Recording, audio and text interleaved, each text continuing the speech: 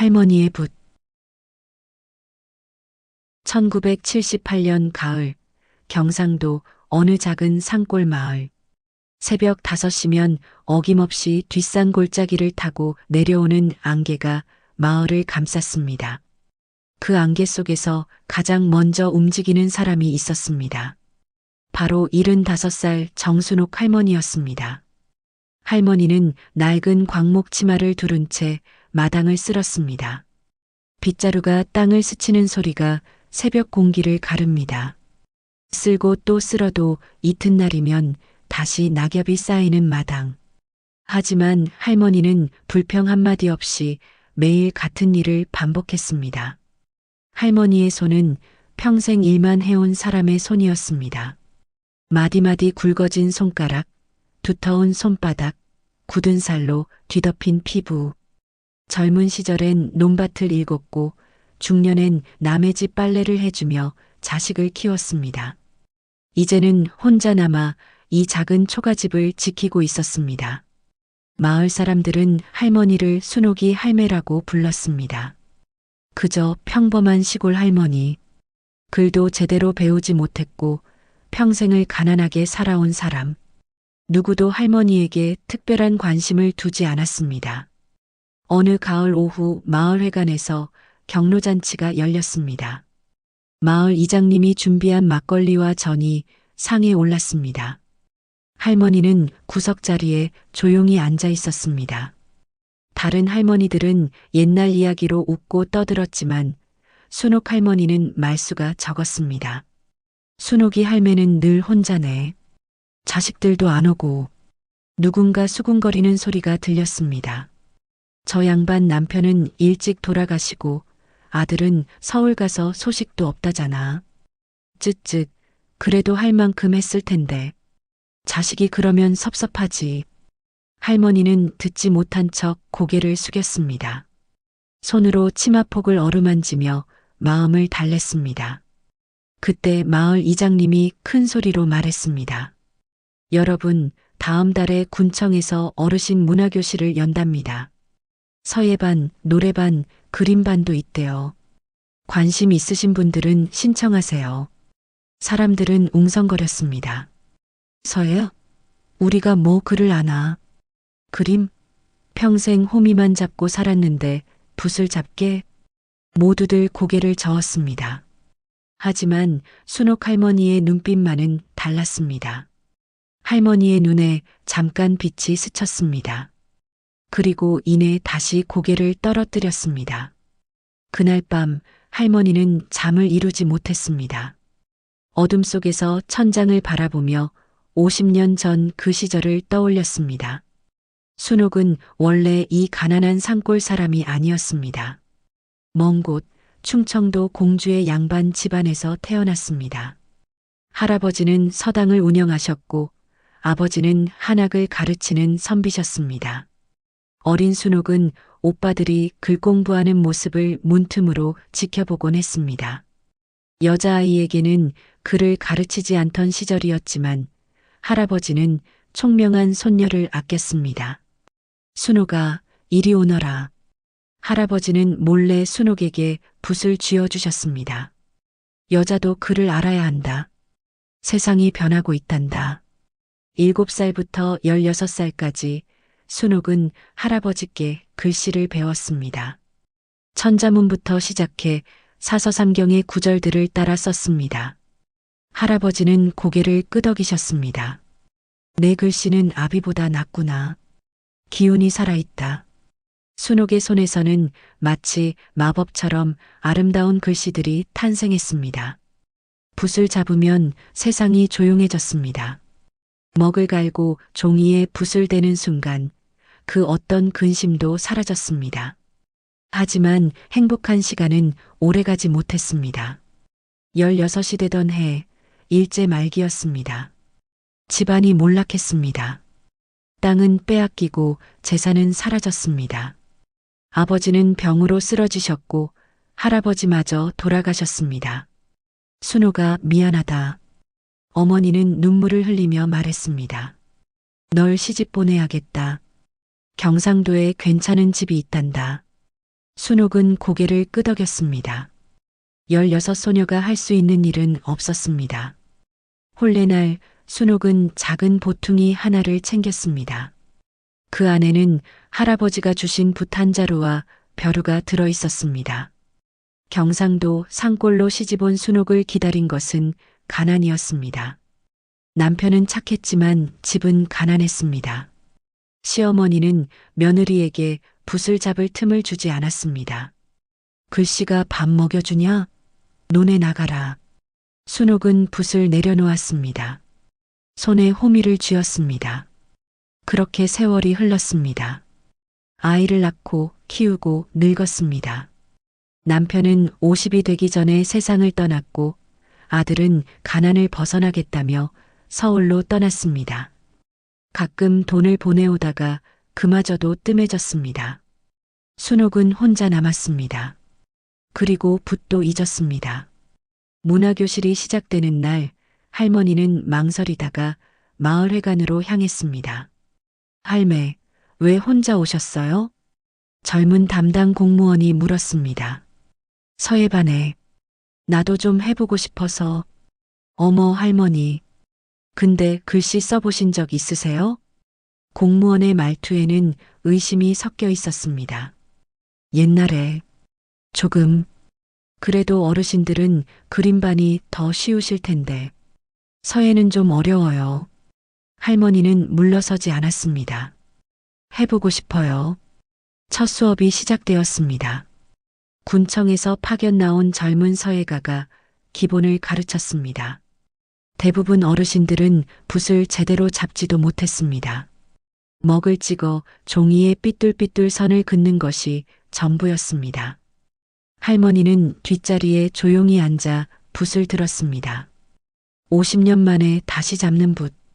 손가락이 떨렸습니다. 굵어진 관절, 굳은 살 가득한 손바닥. 예전에 그 부드러운 손이 아니었습니다. 하지만 붓을 잡는 순간 무언가가 깨어났습니다. 할머니는 눈을 감았습니다. 그리고 천천히 붓을 움직였습니다. 먹물이 한지 위를 흘렀습니다. 획 하나하나가 살아 움직이는 듯 했습니다. 강사가 교실을 돌아보다가 할머니의 자리에서 멈췄습니다. 이게... 강사는 놀란 눈으로 할머니의 글씨를 보았습니다. 그것은 산이라는 한 글자였습니다. 하지만 그냥 글자가 아니었습니다. 획에서 기운이 뿜어져 나왔습니다. 수십 년 연습한 사람도 쓰기 힘든 필력이었습니다. 할머니, 이거 어디서 배우셨어요? 강사의 목소리가 떨렸습니다. 다른 할머니, 할아버지들이 모여들었습니다. 순옥이 할매 글씨 좀 봐라. 어머, 저게 글씨가 저렇게 예쁠 수가 있나? 할머니는 당황했습니다. 아니, 그냥 옛날에 조금 배워서. 강사는 무릎을 꿇고 앉았습니다. 할머니, 실례지만 한 글자만 더 써주실 수 있으세요? 인자를 써주세요. 할머니는 떨리는 손으로 다시 붓을 들었습니다. 인자가 종이 위에 떨어졌습니다. 옆에서 지켜보던 강사는 숨을 죽였습니다. 이건 추사체의 기운이 느껴집니다. 할머니, 혹시 누구께 배우셨어요? 할아버지가 한학자셨어요. 어릴 때 조금 가르쳐 주셨죠. 근데 시집 오고 나서는 한 번도 못 써봤어요. 50년 넘었네요. 강사는 믿을 수 없다는 표정을 지었습니다. 50년 만에 붓을 잡으셨는데 이런 글씨가 나온다고요? 할머니, 이건 재능이 아니라 천부적인 겁니다. 그날 이후 소문이 퍼졌습니다. 하지만 마을의 반응은 차갑했습니다. 순옥이 할매가 글씨를 잘 쓴다고? 말도 안 돼. 평생 글도 모르고 살았다더니 갑자기 서예를 한다고? 아마 누가 대신 써준 거 아니야? 아니면 베낀 거거나. 사람들의 입에서는 의심과 비난이 쏟아졌습니다. 어느 날 할머니가 우물에서 물을 길러오는데 몇몇 아낙네들이 수군거렸습니다. 저 할매가 서울서 상 받으러 간다더라. 에이, 거짓말이겠지. 누가 믿어. 자식도 안 찾아오는 할매가 무슨 상을 받아. 쪽팔린 줄 알아야지. 할머니는 발걸음을 멈췄습니다. 물동이를 내려놓고 한참을 서 있었습니다. 그날 밤 할머니는 붓을 내려놓으려 했습니다. 내가 뭘 잘못한 건가. 하지만 방 한쪽 구석에 놓인 할아버지의 붓이 눈에 들어왔습니다. 순호가, 내 재능은 하늘이 준 것이다. 숨기지 말거라. 할아버지의 목소리가 들리는 것만 같았습니다. 할머니는 다시 붓을 들었습니다. 군청 강사의 추천으로 할머니는 전국 어르신 서예대회에 출품하게 되었습니다. 대회는 서울 세종문화회관에서 열렸습니다. 출발 전날 밤 할머니는 옷장에서 가장 깨끗한 한복을 꺼냈습니다. 남편 제사 때나 입던 회색 저고리와 검정 치마였습니다. 조심스럽게 다렸습니다. 다음 날 아침 할머니는 새벽같이 일어나 시외버스를 탔습니다. 경상도에서 서울까지는 5시간이 넘는 먼 길이었습니다. 버스 안에서 할머니는 창밖을 내다보았습니다. 낯선 풍경들이 스쳐 지나갔습니다. 고속도로, 높은 건물들, 많은 자동차들. 할머니가 마지막으로 서울에 온 것은 20년 전 아들 따라왔을 때였습니다. 어머니, 나 서울 가서 꼭 성공할게요. 잠깐만 기다리세요. 아들의 말이 떠올랐습니다. 하지만 아들은 돌아오지 않았습니다. 전화 한 통 없었습니다. 할머니는 한숨을 쉬었습니다. 세종문화회관에 도착했을 때는 오후였습니다. 거대한 건물 입구에서 할머니는 잠시 주춤했습니다. 저기요, 어르신 서예대회 접수처가 어디 있나요? 안내원이 할머니를 위아래로 훑어보았습니다. 4층입니다. 엘리베이터 타세요. 전시장에는 전국에서 모인 어르신들로 가득했습니다. 하지만 대부분 할머니와는 달랐습니다. 고급스러운 한복을 입고 비싼 안경을 쓰고 자식들이 동행한 분들이 많았습니다. 우리 아버지는 젊었을 때 서당 훈장이셨어요. 저희 어머니는 대학 교수셨는데 정년 퇴임하시고 서예를 다시 시작하신 거예요. 사람들의 대화가 들렸습니다. 할머니는 작아지는 것만 같았습니다. 접수를 마치고 작품을 제출했습니다. 할머니가 가져온 것은 자 한 글자였습니다. 효도할 효자였습니다. 심사위원 한 명이 힐끗 보고는 코웃음을 쳤습니다. 시골에서 오신 분들은 글씨 수준이 중얼거리는 소리가 들렸지만 할머니는 못 들은 척했습니다. 대회는 이틀간 진행되었습니다. 첫날은 전시이고 둘째 날 시상식이었습니다. 할머니는 근처 싼 여관을 잡았습니다. 하룻밤 묵는데 1,000원이었습니다. 여관방은 좁고 추웠습니다. 할머니는 차가운 방바닥에 앉아 창밖을 보았습니다. 서울의 밤은 시골과 달랐습니다. 수많은 불빛들이 반짝였습니다. 저 불빛 중 하나가 우리 아들이 사는 곳일까? 할머니는 가방에서 작은 사진첩을 꺼냈습니다. 오래된 흑백 사진. 20살 아들의 얼굴이 웃고 있었습니다. 준호야, 엄마는 내가 원망스럽지 않다. 내 인생 살아라. 엄마는 괜찮으니까. 할머니는 사진을 쓰다듬었습니다. 그리고 두 손을 모았습니다. 할아버지, 저 잘하고 있는 거 맞죠? 이 나이에 다시 붓을 잡는 게 욕심인가요? 사람들이 저를 비웃어요. 저는 그저 할아버지께서 주신 이 재능을 한 번만이라도 세상에 보여드리고 싶었어요. 할머니의 눈에서 눈물이 떨어졌습니다. 내일 상을 받건 못 받건 저는 최선을 다했어요. 그걸로 됐어요. 할머니는 그렇게 기도하며 밤을 보냈습니다. 다음 날 오후 시상식이 열렸습니다. 대강당은 사람들로 가득 찼습니다. 할머니는 맨 뒷자리 구석에 앉았습니다. 사회자가 마이크를 잡았습니다. 제32회 전국 어르신 서예대회, 이제 대상 수상자를 발표하겠습니다. 사람들이 숨을 죽였습니다. 금년 대상 작품은 심사위원 만장일치로 선정되었습니다. 평생 서예를 업으로 삼으신 분들도 쉽게 쓰지 못하는 경지의 글씨라고 심사위원들께서 극찬하셨는데요. 할머니는 가만히 앉아 있었습니다. 저와는 상관없는 일이라고 생각했습니다. 대상 수상자는 경상북도 청원군에서 오신 정순옥 어르신입니다. 순간 정적이 흘렀습니다. 할머니는 자신의 귀를 의심했습니다. 정순옥 어르신, 나오시겠습니까? 사회자가 다시 불렀습니다. 주변 사람들이 할머니를 쳐다보았습니다. 옆 사람이 할머니의 어깨를 두드렸습니다. 할머니예요. 나가세요. 할머니는 떨리는 다리로 일어섰습니다.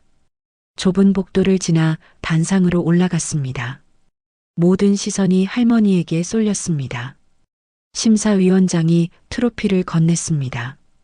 정순옥 선생님의 글씨는 기교가 아닌 혼이 담겨 있습니다. 50년 만에 붓을 잡으셨다는데도 한 획 한 획에서 깊은 울림이 느껴집니다. 특히 효자에서 느껴지는 간절함은 우리 모두에게 큰 가르침을 주었습니다. 할머니는 트로피를 받아들었습니다. 무거웠습니다. 손이 떨렸습니다. 한 말씀 부탁드립니다. 마이크가 앞에 놓였습니다. 할머니는 입을 열었습니다.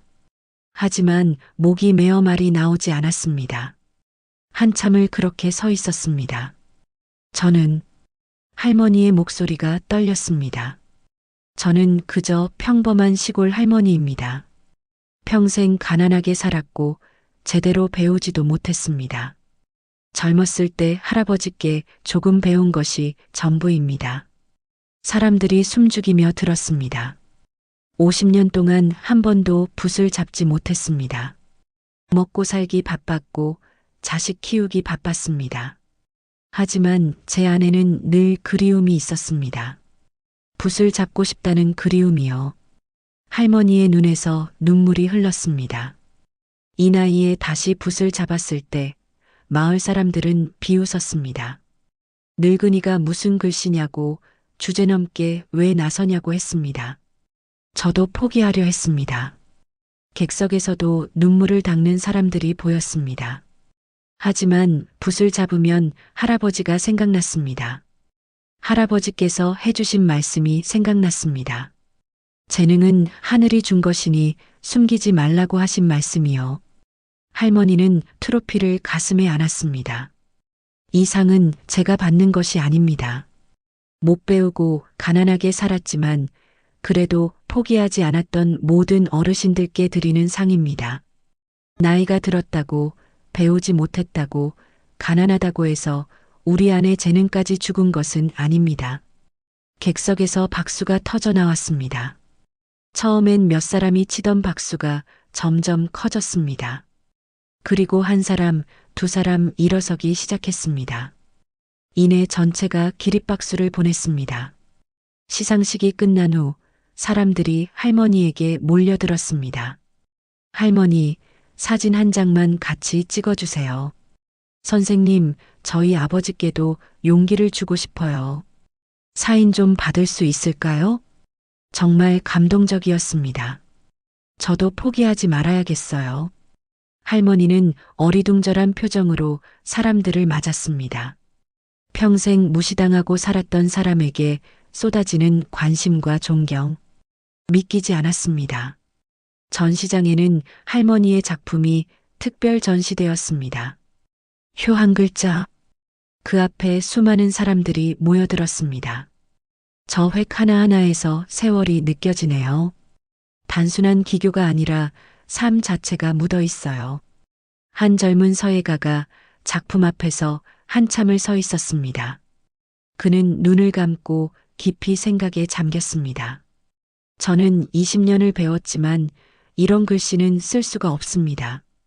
이건 기술이 아니라 인생입니다. 그날 저녁 지역 신문사에서 할머니를 인터뷰했습니다.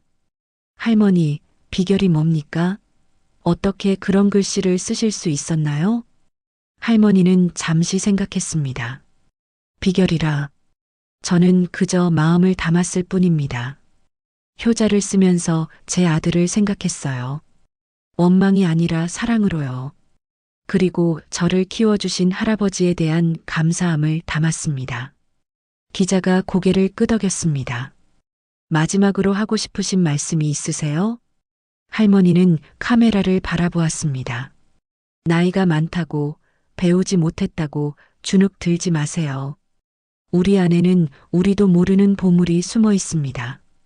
늦었다고 생각할 때가 가장 빠른 때입니다. 사흘 후 할머니는 마을로 돌아왔습니다.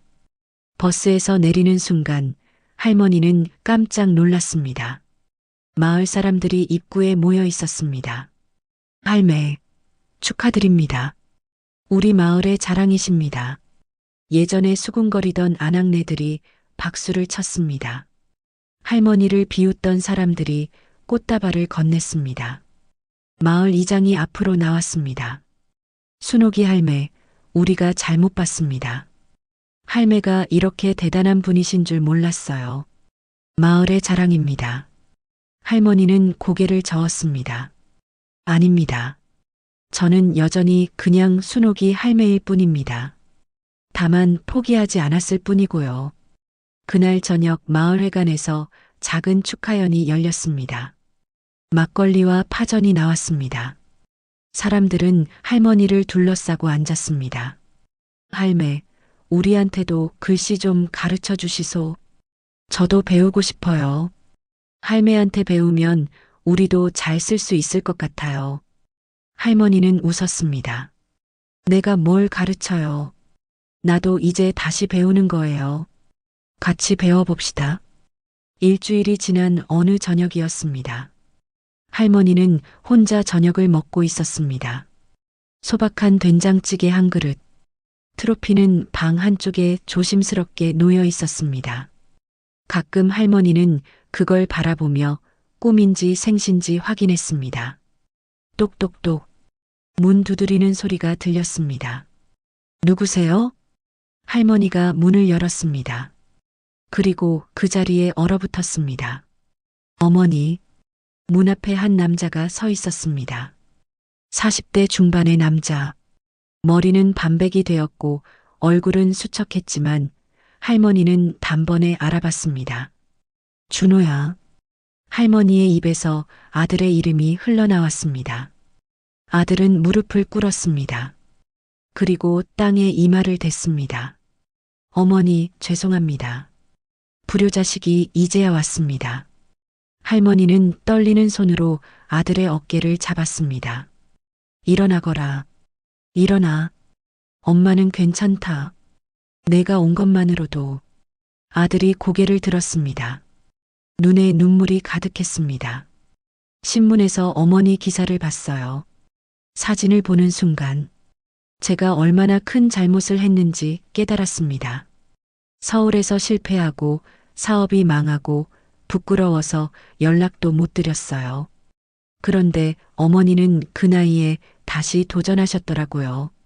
아들은 목이 메었습니다.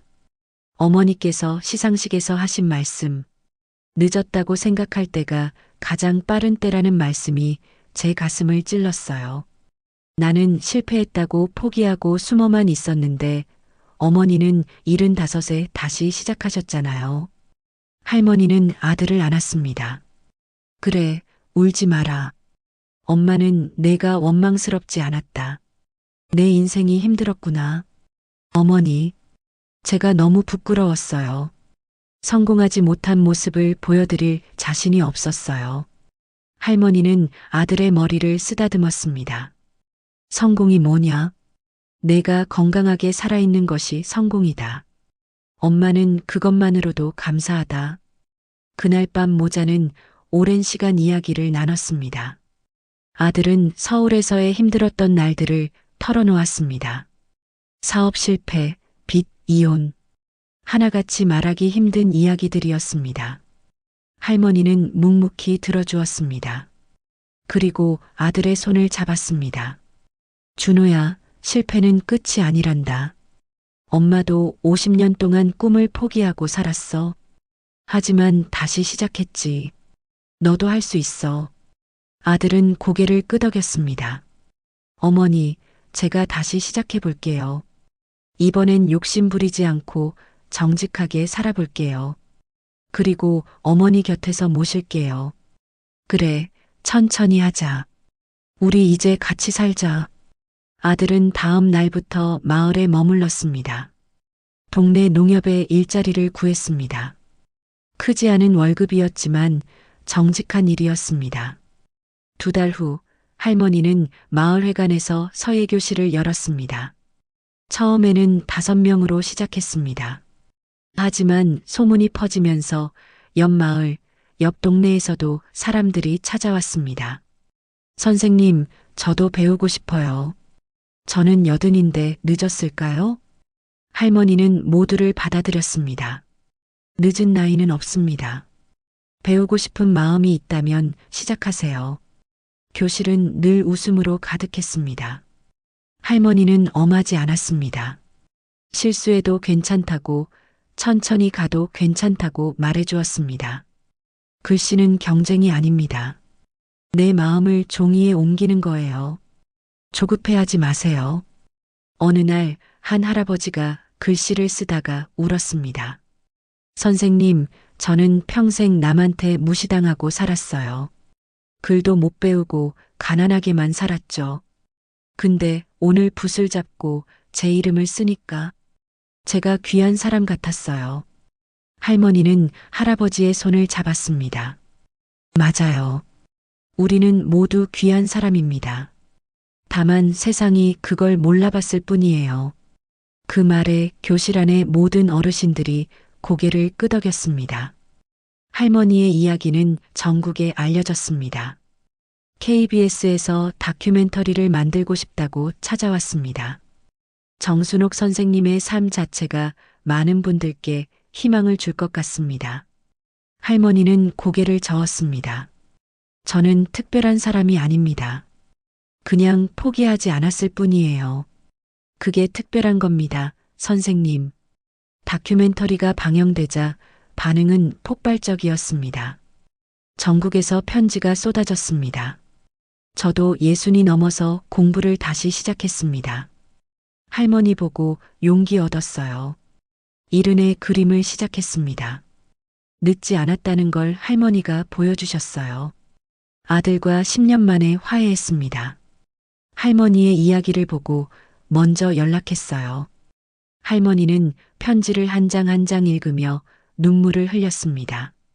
내 이야기가 이렇게 많은 사람들에게 힘이 될 줄은 몰랐어요. 아들이 옆에서 말했습니다. 어머니, 어머니의 삶 자체가 작품입니다. 세월은 흘러 1983년 봄이 되었습니다. 할머니는 어느덧 80이 되었습니다. 건강은 예전 같지 않았지만 여전히 붓을 잡았습니다. 그해 봄 할머니는 특별한 작품을 쓰기로 마음먹었습니다. 준호야, 엄마가 마지막 작품을 쓸 거다. 어머니, 무슨 말씀이세요? 마지막이라니요. 아니다. 엄마가 가장 쓰고 싶었던 글자를 이제 쓸 때가 된 것 같구나. 할머니는 사흘 동안 붓을 들지 않았습니다. 그저 마당에 앉아 하늘을 보고 꽃을 보고 바람을 느꼈습니다. 그리고 나흘째 되는 날, 할머니는 가장 큰 화선지를 펼쳤습니다. 새벽부터 묵을 갈았습니다. 정성스럽게 천천히 해가 떠올랐습니다. 할머니는 붓을 들었습니다. 감사할 감, 살해할 사. 할머니는 2글자를 썼습니다. 한 획 한 획 온 마음을 담아서 서두르지 않고 떨리지 않고 담담하게 2시간이 걸렸습니다. 마지막 획을 긋는 순간 할머니는 붓을 내려놓았습니다. 다 끝났구나. 아들이 작품을 보았습니다. 어머니, 그것은 단순한 글씨가 아니었습니다.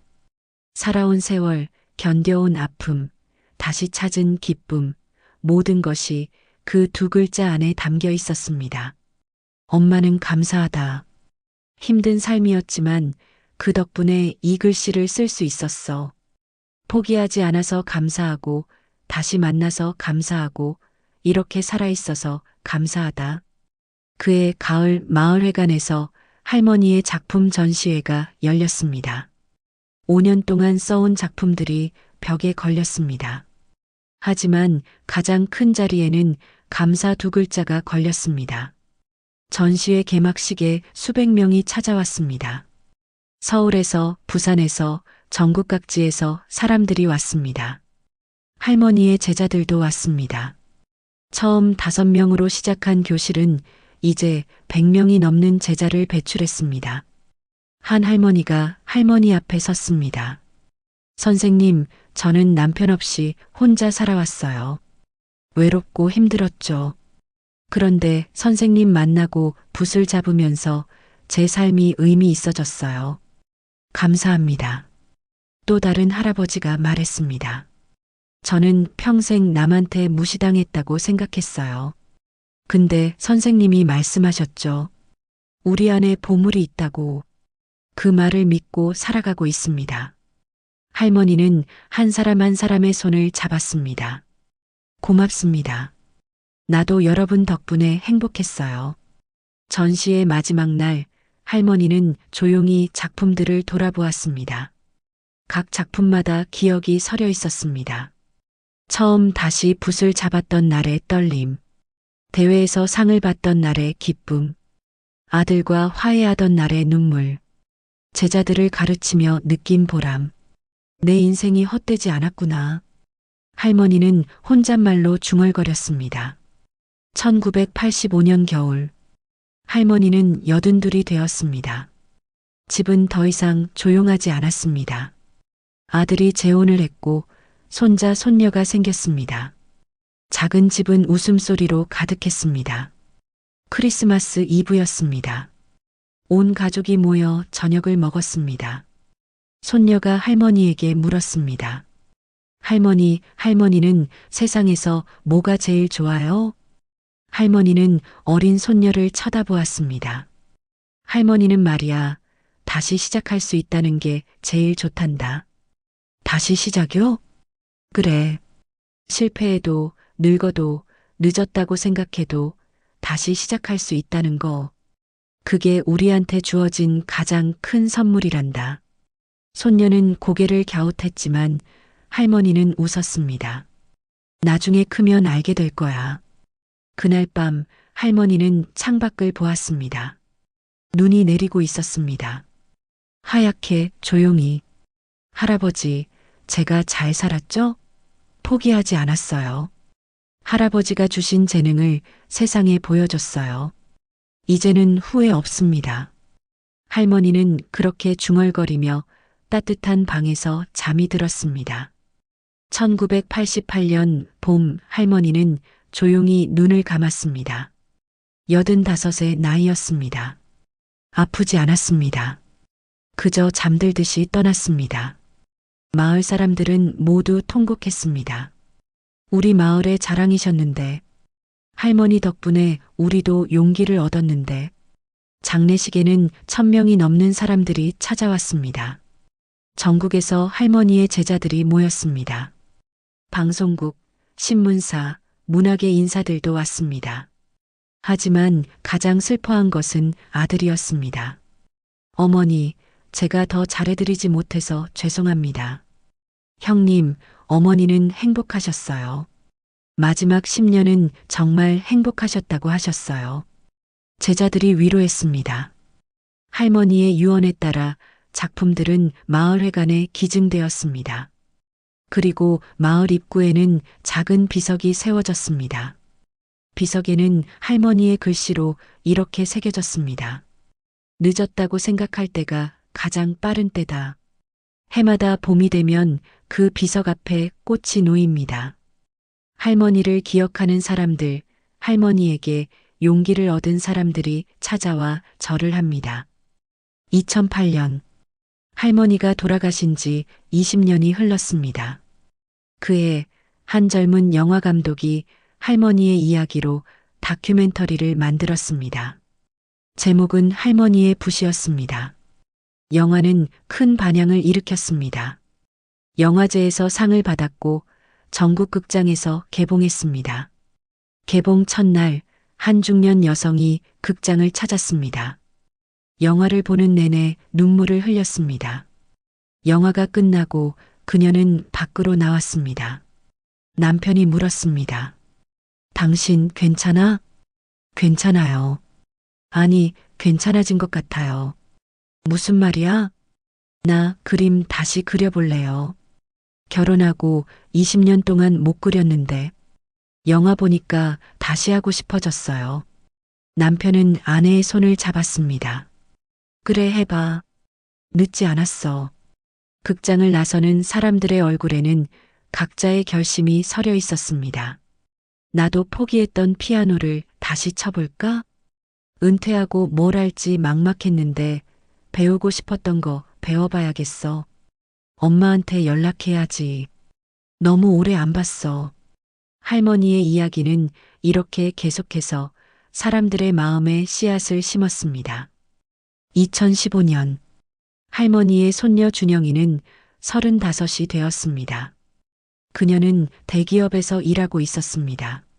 좋은 연봉, 안정된 직장. 하지만 마음 한구석은 늘 비어 있었습니다. 어느 날 준영은 회사를 그만뒀습니다. 미쳤어? 그 좋은 회사를 왜 그만둬?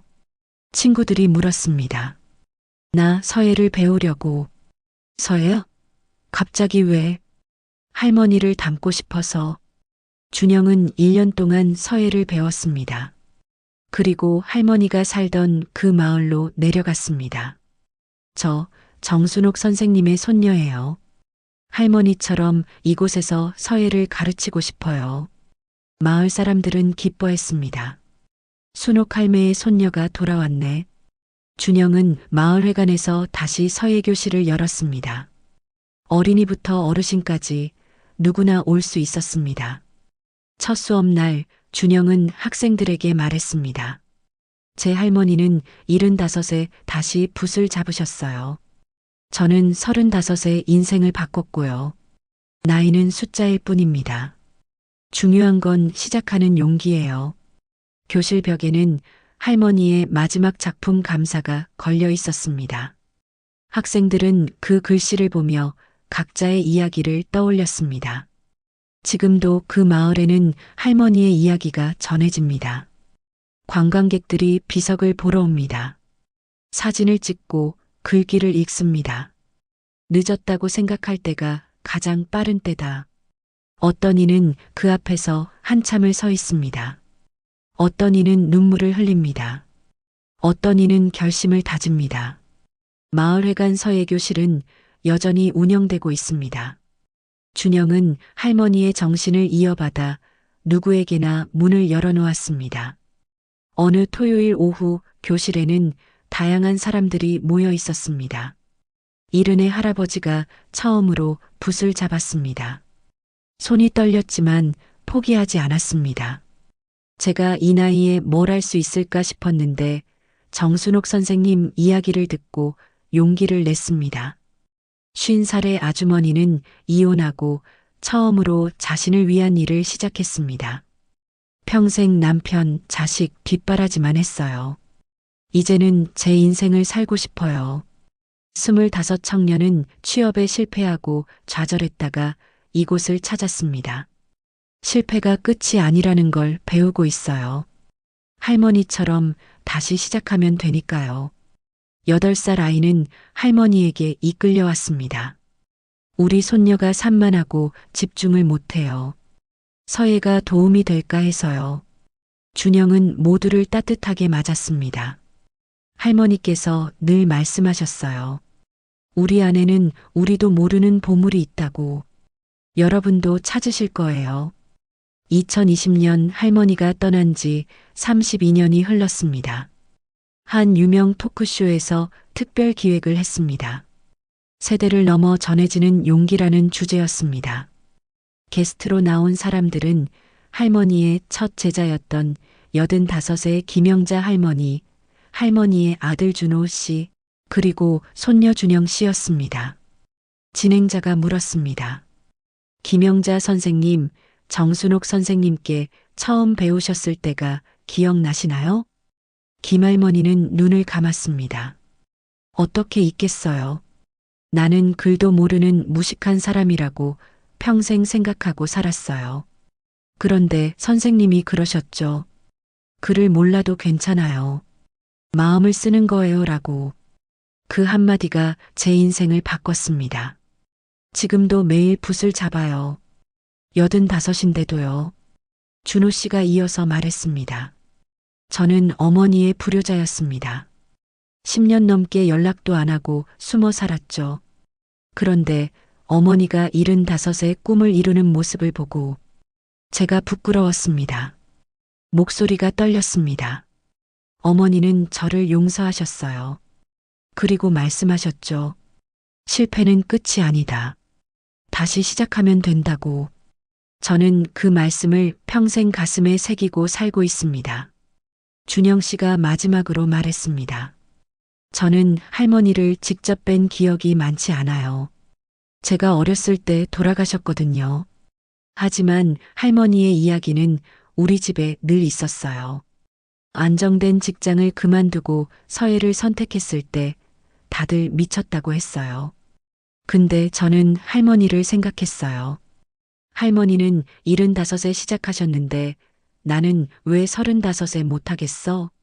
준영의 눈빛이 빛났습니다. 할머니의 유산은 작품이 아니에요. 용기예요. 다시 시작할 수 있다는 믿음이에요. 그게 저희 가족에게 그리고 수많은 사람들에게 전해지고 있어요. 진행자가 고개를 끄덕였습니다. 정순옥 선생님의 이야기가 이렇게 많은 사람들에게 영향을 미칠 줄 누가 알았겠습니까? 한 사람의 용기가 세대를 넘어 이어지고 있네요. 2023년 가을, 마을회관 서예교실에서 특별한 수업이 열렸습니다.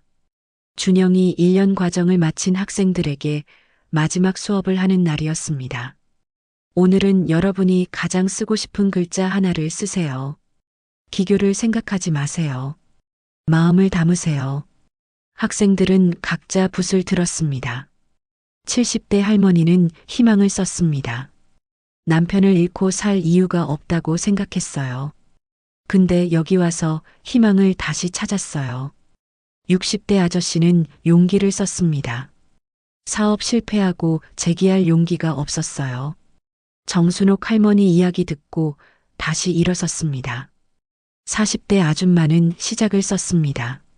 늦었다고 생각했는데 할머니 보니까 아직 이르더라고요. 20대 청년은 도전을 썼습니다. 두려워하지 말고 도전하라는 걸 배웠어요. 10살 아이는 꿈을 썼습니다. 할머니처럼 나도 꿈을 포기하지 않을 거예요. 준영은 학생들의 작품을 하나하나 보았습니다. 눈시울이 뜨거워졌습니다. 여러분, 1년 전 이곳에 처음 왔을 때 기억나세요? 대부분 불안하고 두려워하셨죠. 하지만 지금은 다릅니다. 여러분 안에 있던 보물을 찾으셨어요. 학생들이 고개를 끄덕였습니다. 제 할머니는 50년 동안 꿈을 접고 사셨어요. 하지만 다시 시작하셨죠. 그리고 마지막 10년을 가장 행복하게 사셨대요. 여러분도 지금부터가 시작입니다. 한 할머니가 손을 들었습니다. 선생님, 우리가 정순옥 할머니께 뭐라고 말씀드리면 좋을까요? 준영은 잠시 생각했습니다. 할머니께서 가장 좋아하셨던 말은 감사합니다였어요. 우리도 그렇게 말씀드리면 어떨까요? 학생들이 모두 할머니의 사진 앞에 섰습니다. 정순옥 선생님 감사합니다. 용기를 주셔서 감사합니다. 저희에게 희망을 주셔서 감사합니다. 목소리들이 하나로 모였습니다. 지금 이 순간에도 정순옥 할머니의 이야기는 계속됩니다. 인터넷에는 할머니 이야기가 끊임없이 공유됩니다. 70대의 도전에서 성공한 할머니 이야기 들어보셨나요? 나이는 숫자일 뿐이라는 걸 증명한 분. 실패해도 다시 시작할 수 있다는 희망을 준 분. 댓글들이 달립니다. 저도 50인데 새로운 공부 시작했어요. 할머니 생각하면 용기가 나요. 60에 그림 시작했습니다. 늦지 않았어요. 부모님과 화해했어요. 할머니 이야기 보고 먼저 연락했습니다. 할머니가 남긴 작품들은 여러 박물관에 전시되어 있습니다. 하지만 가장 많은 사람들이 찾는 곳은 여전히 그 작은 산골 마을입니다. 비석 앞에는 오늘도 꽃이 놓여 있습니다. 늦었다고 생각할 때가 가장 빠른 때다. 한 중년 남성이 비석 앞에 섭니다. 한참을 말없이 서 있다가 조용히 절을 합니다. 감사합니다. 할머니 덕분에 다시 시작할 용기를 얻었습니다. 그는 주머니에서 작은 수첩을 꺼냅니다. 오늘부터 시작할 일들이 적혀 있습니다. 해가 지고 있습니다. 마을 전체가 황금빛으로 물듭니다. 마을회관에서는 저녁 수업이 시작됩니다. 웃음소리가 들립니다. 붓이 종이를 스치는 소리가 들립니다. 할머니의 방은 이제 작은 전시관이 되었습니다. 벽에는 할머니의 생애가 사진으로 걸려 있습니다. 젊은 시절 할아버지께 배우던 모습, 시집와서 힘들게 살던 모습, 75에 다시 붓을 잡은 모습, 대회에서 상을 받던 모습, 제자들을 가르치던 모습, 아들, 손녀들과 함께한 마지막 모습, 그리고 마지막 사진 옆에는 할머니의 글씨가 액자에 담겨 있습니다. 마이너스 인생은 두 번 없다. 그 아래 작은 글씨로 할머니의 메시지가 적혀 있습니다. 인생은 한 번뿐입니다. 그러니 후회하지 마세요. 늦었다고 생각하지 마세요. 지금 이 순간이 가장 빠른 때입니다. 당신 안의 보물을 찾으세요. 그리고 용기를 내세요. 나이, 환경, 과거는 중요하지 않습니다. 중요한 건 지금 시작하는 당신의 마음입니다. 정순옥 할머니의 이야기는 특별한 이야기가 아닙니다. 사실 우리 모두의 이야기입니다. 우리는 모두 어떤 식으로든 포기한 꿈이 있습니다. 시간이 없어서, 돈이 없어서, 나이가 들어서, 재능이 없어서, 수많은 이유로 우리는 꿈을 접습니다. 하지만 할머니는 말합니다. 늦지 않았다고. 아직 시작할 수 있다고. 당신 안에 보물이 있다고. 할머니는 75에 시작했습니다. 평생 가난하게 살았습니다. 자식에게 버림받았습니다. 사람들에게 무시당했습니다. 하지만 포기하지 않았습니다. 그리고 마지막 10년을 가장 아름답게 살았습니다. 수많은 사람들에게 희망을 주었습니다. 세대를 넘어 용기를 전했습니다. 지금 이 글을 읽는 당신도 할 수 있습니다. 당신이 몇 살이든 어떤 환경에 있든 얼마나 많이 실패했든 다시 시작할 수 있습니다. 당신 안에는 당신도 모르는 보물이 있습니다. 세상은 그걸 몰라볼 수 있습니다. 심지어 당신 자신도 모를 수 있습니다. 하지만 그 보물은 거기 있습니다. 붓을 들어보세요. 악기를 잡아보세요. 캔버스 앞에 서보세요. 책을 펼쳐보세요. 운동화 끈을 묶어보세요. 무엇이든 좋습니다. 중요한 건 시작하는 것입니다. 할머니가 마지막으로 남긴 말을 기억하세요. 감사합니다.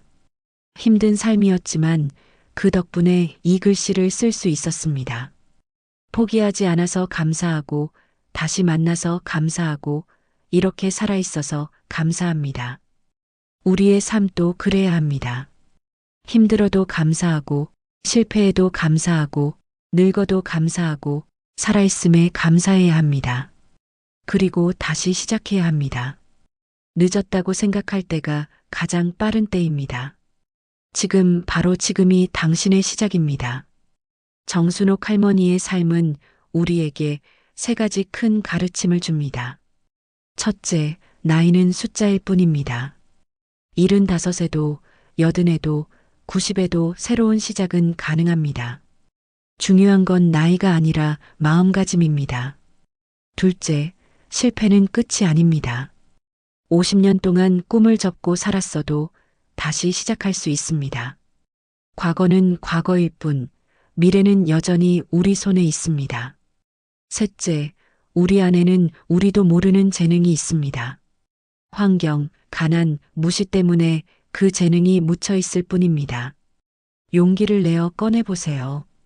한국의 정서는 겸손과 희생을 강조합니다. 자신보다 가족을, 현재보다 미래를 생각합니다. 그것은 아름다운 가치입니다. 하지만 때로는 자신을 위한 도전도 필요합니다. 당신의 행복도 중요합니다. 당신의 꿈도 가치가 있습니다. 정순옥 할머니는 그걸 보여주셨습니다. 가족을 위해 평생을 희생했지만 마지막엔 자신의 꿈을 이뤘습니다. 그리고 그 꿈이 더 많은 사람들에게 희망이 되었습니다. 진정한 희생은 자신을 버리는 것이 아닙니다. 자신을 살려서 더 많은 이들에게 빛이 되는 것입니다. 당신도 할 수 있습니다. 늦지 않았습니다. 지금 시작하세요. 구독과 좋아요는 저에게 큰 힘이 됩니다. 앞으로도 좋은 이야기를 가지고 오겠습니다. 감사합니다.